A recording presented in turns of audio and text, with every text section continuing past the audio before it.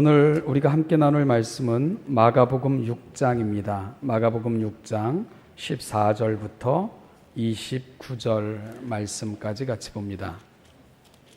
마가복음 6장 14절 말씀부터 29절까지를 교독하는 방법으로 읽겠습니다.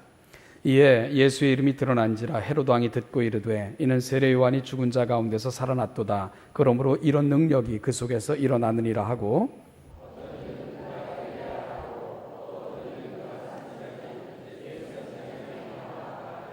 헤롯은 듣고 이르되 내가 목 벤 요한 그가 살아났다 하더라.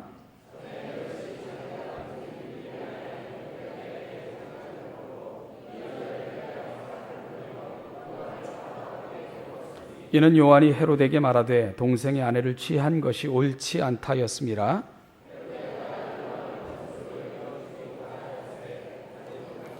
헤롯이 요한을 의롭고 거룩한 사람으로 알고 두려워하여 보호하며 또 그의 말을 들을 때에 크게 번민을 하면서도 달갑게 들음이로라.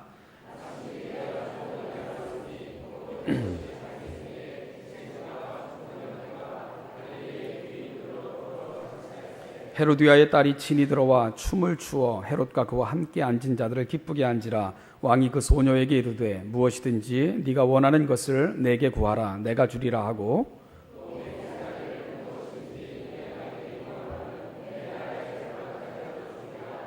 그가 나가서 그 어머니에게 말하되 내가 무엇을 구하리이까? 그 어머니가 이르되 세례 요한의 머리를 구하라 하니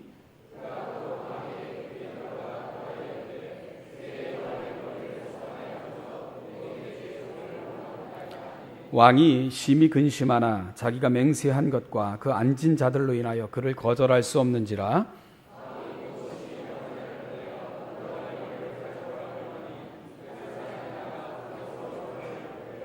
그 머리를 소반에 얹어다가 소녀에게 주니 소녀가 이것을 그 어머니에게 주니라.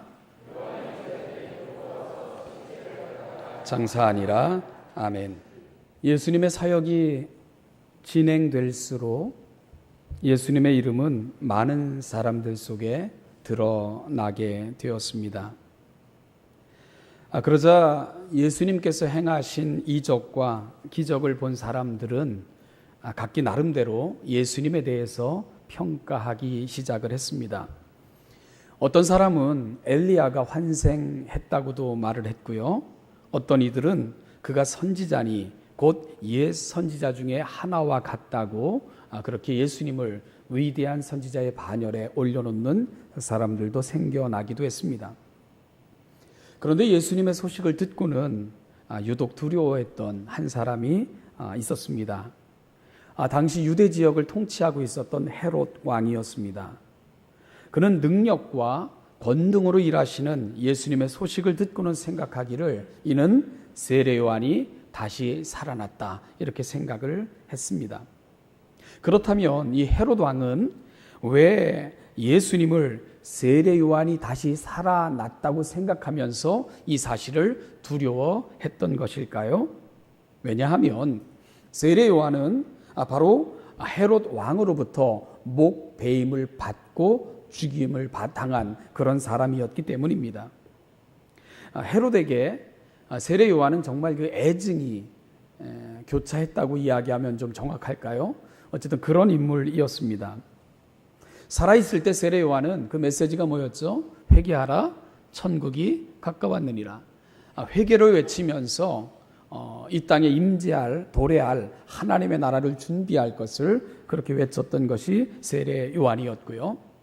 이 죄를 책망하고 지적하는 그의 메시지는 헤롯 왕이라고 해서 비껴가지를 않았습니다.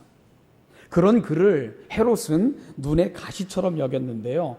그러면서도 세례 요한을 존경했던 것이 바로 헤롯 왕이었습니다.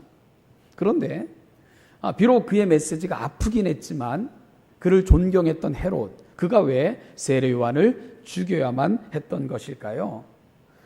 사실 오늘 저와 여러분들이 읽은 이 본문은 회상 형식으로 그렇게 들려주는 이야기의 성격을 가지고 있습니다. 그래서 오늘 본문 17절 말씀을 보면 전에 그러면서 과거의 이야기로 돌아가서 그 과거의 이야기를 들려주고 있는 것을 보게 되는 거죠. 헤롯 왕이 과거를 회상하는 장면입니다. 예수님의 소문에 세례 요한이 예수님에 대한 소식을 듣고는 이거 세례 요한이 살아온 것은 아닐까 이렇게 생각을 하게 된 헤롯은 눈을 감고 그 과거에 그가 세례 요한을 죽였던 순간을 회상 형식으로 저와 여러분들에게 보여주고자 하는 그런 모습이 오늘 본문이 기록된 그 모습 속에 나타나고 있는 모습이다, 이런 말씀입니다.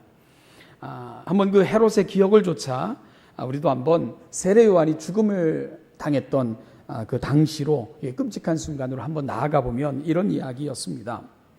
과거에 헤롯은 아주 어처구니 없는 그런 짓을 저질렀는데요. 자기 동생 빌립의 아내를 빼앗아, 그 아내의 이름이 누구냐면 헤로디아입니다. 자기 아내로 삼는 이런 만행을 저질렀던 왕이 헤롯 왕이었습니다. 그러자 세례 요한은 이 사실을 끊임없이 지적을 했습니다. 이건 말도 안 되는 이야기고 얼마나 큰 죄인가 하는 부분에 대해서 헤롯 왕이라 할지라도 이 책망을 비껴갈 수 없었던 것입니다. 여러분, 이 세례 요한의 지적을 들으면서 책망을 받으면서 헤롯은 마음에 분이 여기기도 했고 번민이 일기도 했지만, 그럼에도 불구하고 그는 이 세례 요한을 의로운 인물로 여겼기 때문에 오히려 그를 보호하고 지켜주기까지 했고요. 처형하는 것을 원치 않았던 것이 또한 헤롯 왕의 모습이기도 했습니다. 그런데요, 이 세례 요한을 마치 눈에 들어간 티처럼 혹은 그 손끝에 박힌 가시처럼 늘 생각할 때마다 이를 갈면서 아주 못마땅하게 생각했던 그런 사람이 있었습니다. 누구겠습니까? 빌립의 아내이었다가 헤롯 왕의 아내가 된 바로 헤로디아라는 여자였습니다. 이 여자는 이 세례 요한만 생각하면 자다가도 벌떡 일어나고 마음이 심히 불편하고 어떻게 세례 요한을 처치할까, 그런 생각을 늘 갖고 살았던 여인이 헤로디아였던 것입니다. 아주 그를 미워했지요. 그러던 어느 해에 이 헤롯이 잔치를 벌이게 된 것입니다. 자기 생일날 생일 잔치를 벌였는데요. 그 자리에는 대신들, 그리고 천부장들, 갈릴리의 귀인들을 다 초대해서 벌이는 아주 큰 잔치를 그렇게 헤롯이 벌이게 됐습니다. 이날 이 잔치의 하이라이트는요, 헤롯 왕의 딸, 그런데요, 헤롯의 딸이라고는 되어 있지만 이 표현하는 기법들을 봐서는 헤롯의 친딸인 것 같지는 않습니다. 헤로디아가 데리고 온 그런 딸인 것 같은데요, 그 헤로디아의 딸이 이 잔치의 흥을 돋구기 위해서 친히 춤을 추게 됐던 것입니다. 여러분, 헤롯이 얼마나 좋았겠어요. 그죠? 딸이 자기의 잔치를 축하하면서, 생일 잔치를 축하하면서 나와 춤을 추고 청중들은 좋아하고, 그러니까 헤롯은 한껏 들떠 있었던 그 분위기가 또 상당히 고조됐던 잔치는 그렇게 이제 진행이 되었던 것입니다. 한마디로 헤롯은 술에 취했고 또 기분에 취했고, 그래서 춤이 끝나자마자 헤로디아의 딸, 자기의 딸을 부르게 되는 것입니다. 그리고는요, 그 딸에게 이렇게 묻습니다. 네가 나에게 원하는 걸 뭐냐? 말해봐라. 네가 원하는 것은 내가 다 들어주겠다. 이 나라의 반을 요청한다 할지라도 내가 너에게 줄 것이야. 이런 약속을 하게 되는 것입니다. 술에 취해 있고 또 기분에 취해 있고 우쭐함에 취해 있는 그런 헤롯의 모습입니다. 이런 그 술에 취하고 기분에 취하면 이런 유의 행동하는 사람 저도 주변에서 많이 봤습니다. 처음엔 사람이 술을 먹고 다음엔 술이 사람을 먹고 그럼 이런 지경으로 나가는 것입니다. 그러자 헤롯의 말을 들은 딸이 얼른 어머니 헤로디아에게로 달려갑니다. 그리고는 어머니와 상의하는 거예요. 지금 헤롯 왕이 아버지가 내게 이런 약속을 했는데 내가 무엇을 달라고 하면 좋을까요? 어머니의 조언을 구했습니다. 얼마나 기회가 좋습니까? 그죠? 이 나라의 반이라도 네가 원하면 주겠다. 이런 약속이 되어 있는 그런 형국 아닙니까? 그런데 헤로디아가 그 딸에게 너는 가서 이렇게 요청하라. 그리고 요청하라고 하는 것이 24절에 기록되어져 있는데요. 24절에서 헤로디아는 딸에게 무엇을 요청하라 그럽니까? 그 어머니가 이르되 세례 요한의 머리를 구하라. 세례 요한의 머리를 구하라. 그러자 그 딸은 또 지체하지 않고 헤롯 왕에게로 달려갔습니다. 그리고는요, 그 어머니의 그 딸이라고 한술 더 떠서 이렇게 대답을 해요. 25절 말씀을 보니까 그가 곧 왕에게 급히 들어가 구하여 이르되, 아주 그냥 쏜살같이 달려간 거죠. 그리고는 세례 요한의 머리를 소반에 얹어 곧 내게 주기를 원하나이다. 여러분, 목을 쳐서 죽이는 것 정도가 아니고 그 머리를 베어 소반에 얹어가지고 내게 주소서, 이런 요청을. 오늘 본문에 보면 그 소녀라고 되어 있거든요. 제가 보기에 한 10대밖에 안 된 것 같아요. 10대 좀 중반 정도나 됐을까. 근데 그 어린애가 이런 요청을 헤롯 왕에게 하고 있는 것입니다. 그런데 더 한심한 건 아버지 헤롯이죠. 26절 27절 말씀을 보니까 왕이 심히 근심하나 자기가 맹세한 것과 그 앉은 자들로 인하여 그를 거절할 수 없는지라 왕이 곧 희위병 하나를 보내어 요한의 머리를 가져오라 명하니 그 사람이 나가 옥에서 요한을 목 베어 그 머리를 소반에 얹어다가 소녀에게 주니 소녀가 이것을 그 어머니에게 주니라. 목을 쳐서 소반에다가 얹어 그 소녀에게 가져다 주고 피가 철철 흐르는 그 머리를 또 소반에 얹은 그 쟁반을 들고 다른 어머니에게 갖다 주고, 이런 일들. 여러분, 이런 가족을 무슨 가족이라고 할까요? 엽기 가족입니다. 엽기 가족. 지난 시간에 몇 시간에 걸쳐서 우리는 그리스도인이 누구일까, 이 부분에 대해서 이렇게 고민을 좀 하고 있습니다. 이 시대에 우리가 하나님의 사람들, 그리스도인으로 산다는 게 도대체 어떤 의미일까, 이 부분에 대해서 좀 고민하고 있습니다. 하나님의 사람들은 하나님의 선한 결정을 존중하며 따르는 사람들이라고 말씀을 나눴고요. 하나님의 사람들은 하나님이 내게 주시는 선한 생각을 외면하지 않고 그걸 붙드는 사람들이라고 말씀을 드렸고요. 하나님의 사람들은 선한 결론을 기대하며 그 결론을 사모하며 오늘을 살아가는 사람들, 이들이 바로 하나님의 사람들이라고 말씀을 나누었습니다. 여러분, 그러면 이 딸이 와서 세례 요한의 머리를 달라 이렇게 요청했을 때 왕이 보였던 처음의 반응은 뭡니까? 26절 보니까 왕이 심히 근심하나, 마음속에 큰 갈등이 일어난 것 아닙니까? 그러면 헤롯은 무엇을 붙들어야 되는 겁니까? 여러분, 딸의 생각? 어리석은 여인의 생각? 아니면 좋아하면서 이야 대단한 걸 구하네 하면서 박장대소하고 박수치는 그 주변 사람들의 그 악한 생각? 이걸 붙들어야 됩니까? 아니면 마음의 근심을 붙들어야 됩니까? 하나님의 사람들은 그 마음의 근심을 붙들어야 되는 것입니다. 그리고 마음의 근심을 따라야 되는 것입니다. 왜냐하면 그 마음의 근심과 마음의 아픔을 주신 분은 바로 하나님이시기 때문에 그런 것입니다. 그런데 헤롯은 그 마음을 붙든 게 아닙니다. 자신의 어리석은 약속, 사람들의 시선, 악한 의도와 요구를 듣고는 박장대소하며 좋아하는 그 어리석은 사람들의 말, 그 어리석은 사람들의 요구, 빨리 시행하소서, 야 딸이 대단한 걸 달라고 합니다, 들어주소서 이야기하는 그들의 생각을 붙들고 만 것입니다. 그 결과 아주 미련한, 너무너무 미련한 이름으로 헤롯은 역사에 그 장식을 하고만 그런 어리석은 인물이 되고 만 것입니다. 여러분, 세례 요한은 이렇게 죽은 거예요. 세례 요한은 어리석은 딸, 미련한 애미, 그리고 더 미련한 아비, 그렇게 해서 목베임을 당해 비참하게 그렇게 죽임을 당하고 말았던 것입니다.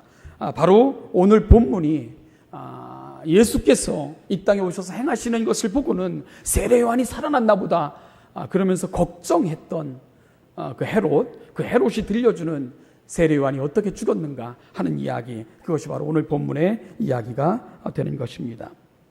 사랑하는 신원예담교회 성도 여러분, 다시 한번 우리가 결심했으면 좋겠습니다. 이 한 주 하나님이 우리 가운데 요청하시는 선명한 방법, 그분과 동행하는 삶을 결정하시는 이 아침이 되시기를 축복합니다. 하나님이 우리에게 주시는 생각이 있습니다. 여러분 그 생각을 붙들고 살아가시는 저와 여러분들이 되시기를 또다시 축복합니다.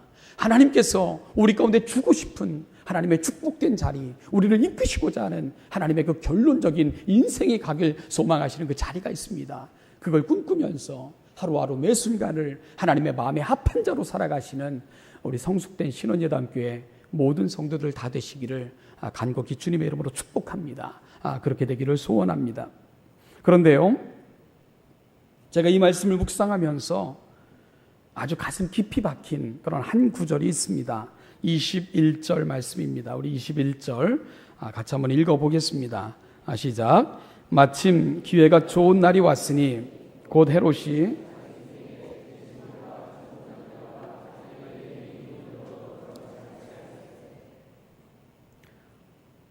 이 본문 중에 기회가 좋은 날, 기회가 좋은 날, 이 말씀이 굉장히 깊이 저에게 다가왔습니다. 여러분, 기회가 좋은 날, 누구에게 기회가 좋은 날일까요? 헤로디아에게 아주 기회가 좋은 날입니다. 무슨 짓을 하기에 기회가 좋은 날이죠? 세례 요한을 처치할 아주 좋은 기회가 주어진 것입니다. 즉 자신의 사악한 목적을 달성할 수 있는 절호의 찬스가 온 거다, 그런 이야기입니다. 결국 헤로디아는 그 기회를 잡은 것입니다. 그래서 그는 결국 세례 요한을 죽이는 그런 계기로 사용하게 됐던 것입니다. 그것도 바로 그 어린 딸을 이용해서 이 헤로디아는 악한 그 자신의 의도를 좋은 기회에 살려서 실행하고만 그런 여인이 됐던 것입니다.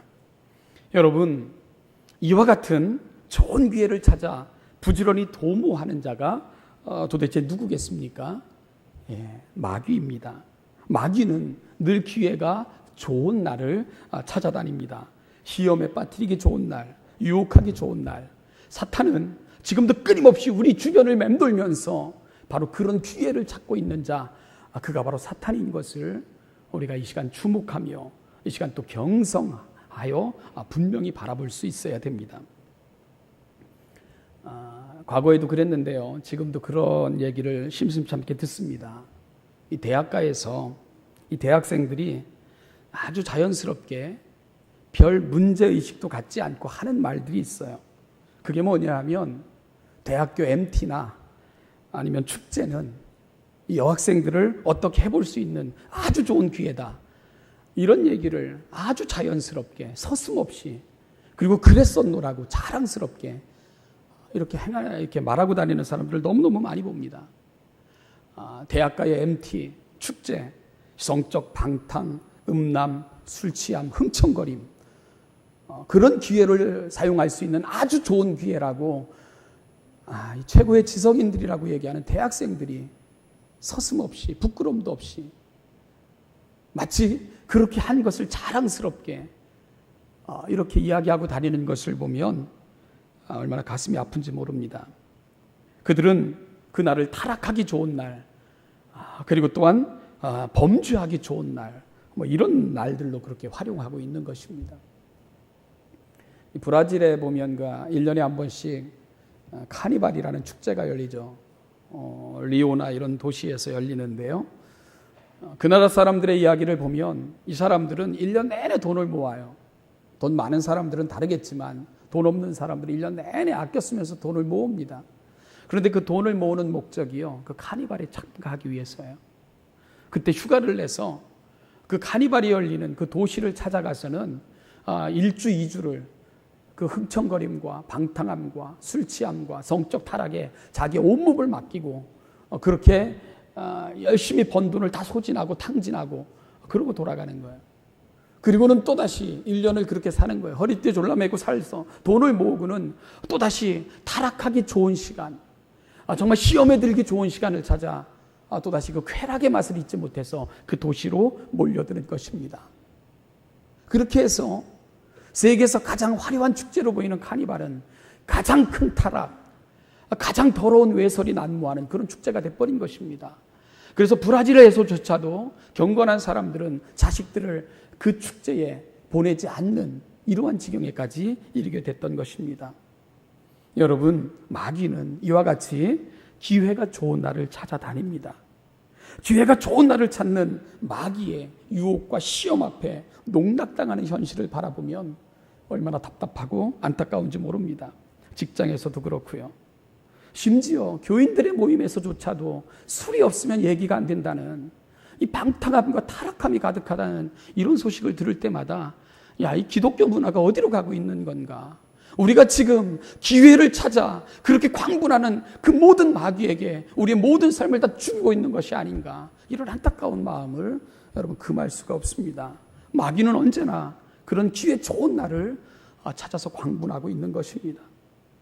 그래서 베드로 사도도 베드로전서 5장 8절에서 이렇게 경고하잖아요. 근신하라, 깨어라, 너희 대적 마귀가 우는 사자같이 두루 찾아다니며 삼킬 자를 찾는다. 여러분, 삼킬 자를 찾고 있는 거예요. 삼킬 자를 찾고 있는 것입니다. 여기저기를 기웃거리면서 좋은 기회를 엿보다가 좋은 날을 통해 삼켜버리고자 그렇게 광분하며 돌아다니는 것이 마귀라고 그렇게 베드로 사도도 경고하고 있습니다. 요즘 보면 신천지, 큰 믿음 교회, 이런 정말 웃기지도 않은 이단들이 난무하고 있는 것을 우리가 보게 됩니다. 이들로 인하여 기독교회가 얼마나 큰 피해를 보고 또 얼마나 잘못된 신앙의 길로 걸어가고 있는지를 우리가 이렇게 보고 있습니다. 이들이 하는 짓들 보면요, 마귀가 하는 짓들과 너무너무 유사합니다. 교회를 이리저리 기웃거리면서 산길차를 찾아다니는 것이 마치 기회 좋은 날을 엿보는 헤로디아의 모습 같아요. 마치 두루 찾아다니면서 우는 사자같이 두루 찾아다니는 마귀의 짓들과 너무나도 유사한 짓들을 하고 있는 것을 우리가 보고 있습니다. 여러분, 어떻게 살아야 될까요? 베드로 사도가 이 시대를 향해서 우리에게 이렇게 경고합니다. 근신하라, 깨어라, 근신하라, 깨어라, 이렇게 우리에게 권면하고 있는 것 들을 수 있어야 됩니다. 사랑하는 여러분, 교회의 울타리에서 교회의 지도를 받으면서 문제가 있으면, 어떤 신앙적인 문제가 있으면, 갈등이 있으면, 어려움이 있으면 교회와 상의하십시오.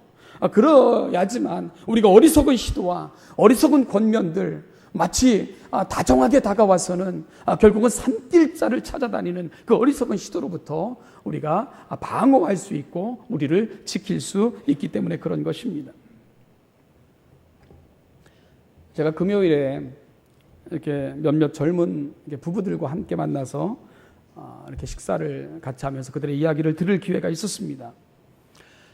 이 친구들, 젊은 친구들인데 대학가에서 만나서 이제 커플이 된 친구들입니다. 이 대학 다니면서 헤비타트라는 그런 게 집짓기 운동, 그런 단체에서 봉사하다가 만나가지고 결혼에까지 이르렀던 친구들인데, 이 친구들 삶이 참 귀했습니다. 여러분, 이들은 그 10월 3일 공휴일 날도 그 헤비타트 그 팀에 지원을 해서 강원도에 가서 집짓기 운동을 해주고 왔다고 그렇게 이야기를 했어요. 그런데 이들이 그 모임에 참여를 하려면요, 자기 돈 들여가면서 자기 경비 자기가 다 되는 거예요.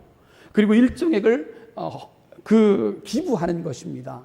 그리고 모든 것들은 자기가 책임지면서, 그리고 또 하루 종일 집 짓는 거, 할 수 있는 영역들을 할당받아서 하루 종일 일하고 그리고 돌아오는 거예요. 걔네들 굉장히 열심히 직장 생활하는 애들이에요. 되게 바쁘게 사는 친구들입니다. 그럼에도 불구하고 그들은 봉사하기 좋은 기회, 남을 도울 수 있는 좋은 기회, 선하게 살 수 있는 기회를 찾아 그 기회를 선용하는 그런 삶을 살고 있었던 것입니다. 너무 귀하고 그 소리를 듣고 있으면 너무 감사하고 너무 감격스러웠습니다. 다음엔 저도 좀 데려가다고, 나도 일 잘한다고 그러기도 했는데요. 사랑하는 여러분, 그리스도인들이 어떤 사람이어야 되겠습니까? 그리스도인들은 늘 깨어 경성하며 은혜 받기 좋은 날을 찾는 사람들이어야 됩니다. 은혜 받기 좋은 날을 만들어 가야 됩니다. 누군가를 돕고 위로하고 격려하고 아름다운 삶의 향기와 가치와 도움을 줄 수 있는 기회를 만들어가는 사람들, 그들이 바로 예수 그리스도의 사람들이어야 됩니다. 마귀에게 시험에 빠뜨릴 수 있는 기회를 제공하면 안 됩니다. 마귀로 하여금 우리 주변을 맴돌다가 우리의 약한 모습, 어리석은 모습, 우리의 누추한 모습을 바라보고는 삼키게끔 그렇게 기회를 제공해서는 안 됩니다. 늘 우리는 은혜 받을 기회, 은혜 받을 방법들을 찾고 나누고 누군가에게 제공해주는 사람들, 그들이 바로 이 시대를 살아가는 하나님의 백성들, 하나님의 자녀들, 하나님의 거룩한 택함받은 그런 사람들의 삶의 모양이어야 된다는 것입니다. 그것이 바로 우리를 소금이라 빛이라 칭하시면서 우리를 부르신 그 부르심에 합당하게 사는 그리스도인의 모습이기 때문에 그렇습니다. 사도 바울은 에베소서 2장 10절에서 이렇게 말합니다. 우리는 그의 만드신 바라 그리스도 예수 안에서 선한 일을 위하여 지으심을 받은 자니 이 일은 하나님이 전에 예비하사 우리로 그 가운데 행하게 하려 하심이라.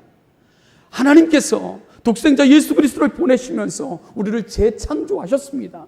여러분, 우리를 재창조하신 그 창조의 목적이 뭔 줄 압니까? 그리스도 예수 안에서 선한 일을 위해서 하나님이 지으셨다고 선포하고 있습니다. 우리를 위해 우리의 죄의 대가로 그 아들을 핏값을 지불하시면서까지 우리를 사랑하셔서 구속하신 그 하나님의 거룩한 목적이 있다면 우리를 위해 선한 존재, 선한 일을 위한 존재로 하나님 그렇게 지으셨다고 이야기해 주고 있는 것입니다. 사도 바울은 또한 로마서 12장 17절에서 이렇게 말합니다. 아무에게도 악을 악으로 갚지 말고 모든 사람 앞에서 선한 일을 도모하라. 여러분, 기회가 주어지면 어쩌다가 하지가 아닙니다. 도모하는 거예요. 계획하고 기회를 잡고 선한 일을 위해서 내가 누군가를 위해 선한 일을 할 수 있도록 내가 기회를 선용하는 것입니다. 그것이 바로 성도에 합당한 삶이라고 성경은 우리에게 말씀하고 있는 것입니다. 바로 우리를 지으시고 구속하신 목적이 바로 그곳에 있다고 사도 바울은 이야기하고 있습니다. 사랑하는 신원예담교회 성도 여러분, 이 한 주간 우리가 이 아침에서 함께 결심하기를 소망합니다. 우리가 살아가는 모든 삶에서 선한 삶, 선한 일, 누군가를 돕고 은혜를 끼치고 은혜를 나누고 은혜 가운데 살아가는 그 좋은 기회를 여러분들이 잡을 수 있는 그 좋은 기회를 선용하며 그 좋은 기회를 사모할 수 있는, 도모할 수 있는 우리 모든 성도들이 되시기를 주님의 이름으로 축복합니다. 선을 행할 기회, 신앙의 유익을 도모할 기회, 하나님을 가까이 만날 수 있는 기회, 하나님의 사람으로 성숙할 수 있는 기회, 하나님의 사람들을 세워줄 수 있는 기회, 서로 돌아보아 선행을 격려하고 모이기를 힘쓰며 그 입의 말들은 필객의 붓과 같아서 선한 말들이 쏟아져 나오고 은혜를 끼치는 말들이 쏟아져 나오고 그렇게 여러분의 말을 듣는 사람들이 위로받고 용기를 내고 힘을 내고 다시금 일어날 수 있는 그 힘을 낼 수 있는 그 아름다운 기회들을 여러분들이 도모하며 활용할 수 있는 복된 한 주간이 될 수 있기를 간절히 소망합니다. 제가 우리 제자 훈련하시는 분들과 함께 한번 이상한 과제를 제가 이렇게 내드렸던 적이 있습니다. 한 주간 이런 삶을 실천합시다. 그러면서 제가 우리 제자 훈련 팀들에게 내줬던 숙제가 문고리 잡고 뒤돌아보기. 문고리 잡고 뒤돌아보기. 한번 따라해 보실까요? 문고리 잡고 뒤돌아보기. 무슨 과제였을 것 같습니까? 배려하고 그리고 또 기다려주고 소중히 여겨주는 연습. 여러분, 공공장소에서나 교회에서조차도 나만 지나가면 끝이잖아요. 문 쾅 닫고 두루두지 마두지 문 밀어버리고 그렇게 하지 말고 문고리 잡고 누가 뒤따라오는지 급히 그 문을 통과하려고 뛰어오는 사람은 없는지, 혹은 좀 불편해서 좀 늦지만 그 문을 통과하거나 엘리베이터를 타야 될 사람은 없는지 한번 돌아보라는 거예요. 엘리베이터 타자마자 다른 사람 타는 게 싫어가지고 닫히는 거 버튼 계속 눌러대는 그런 거 말고 한 번 더 돌아봐주고 누가 뛰어오고 있지는 않나, 누가 문을 통과하려고 급히 오지는 않나, 한 번 더 문고리 잡고 뒤돌아보는 그런 삶을 한번 우리가 일주일 동안 살아보자, 이런 숙제를 내드렸던 적이 있습니다. 신앙은 배려입니다. 기다림이고요. 너를 소중히 여겨주는 존중입니다. 여러분이 한 주간 우리가 이 말씀 붙들고 우리의 삶 속에서 승리할 수 있기를 바랍니다. 문고리 잡고 기다려주기. 여기서부터 시작해 보십시오. 한 번 더 돌아온 길을 누가 쫓아오고 있지 않나 돌아봐 주는 거. 엘리베이터 문에 들어가서는 누군가 필요하기에 달려오고 있지 않나 한 번 더 살펴주는 거. 그렇게 기회를 잡아가시는 것입니다. 악을 행할 수 있는 기회가 아니라 선을 행할 수 있는 기회, 배려할 수 있는 기회, 누군가에게 유익함을 제공할 수 있는 기회.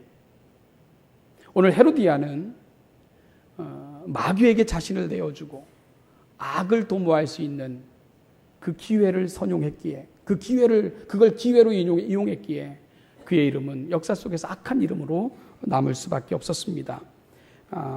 이 한 주간 우리 사랑하는 신원예담교회 성도들이 살아가는 그 모든 삶의 자리에는 선을 행하고 은혜를 받고 누군가에게 유익함을 제공할 수 있는 성령님이 원하시는 기회 좋은 날로 활용하시며 살아가시는 우리 복된 성도들 다 되시기를 주님의 이름으로 축복합니다. 기도하겠습니다.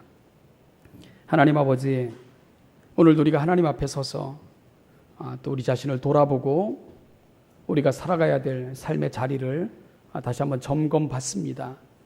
아버지 하나님, 하나님의 마음, 그 뜻, 거룩함이 있는 곳에 우리의 마음도 있게 하시고 하나님의 거룩한 의미와 의도도 있게 하시고 또한 우리에게 주어진 모든 시간과 여건을 통해서 하나님 나라 그 거룩한 영광을 추구하며 살아갈 수 있는 또 우리의 기회를 선용하고 기회 좋은 날로 삼고 그렇게 우리가 하나님 앞으로 가까이 나아갈 뿐만 아니라 누구를 격려하며 누군가에게는 위로가 되고 누군가에게는 필기의 붓과 같은 아름다운 언어가 되고 누군가에게는 용기가 될 수 있는 그러한 삶을 살아갈 수 있는 하나님의 거룩한 백성들이 되게 하여 주시옵소서. 감사드리며 예수님의 이름으로 기도하옵나이다.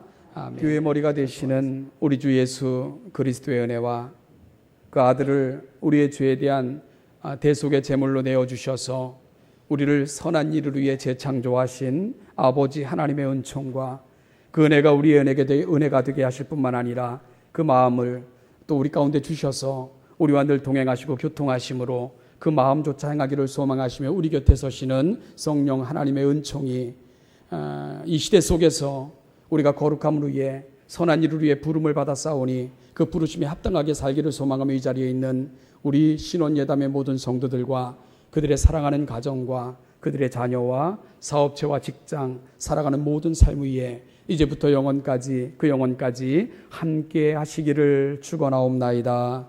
아멘.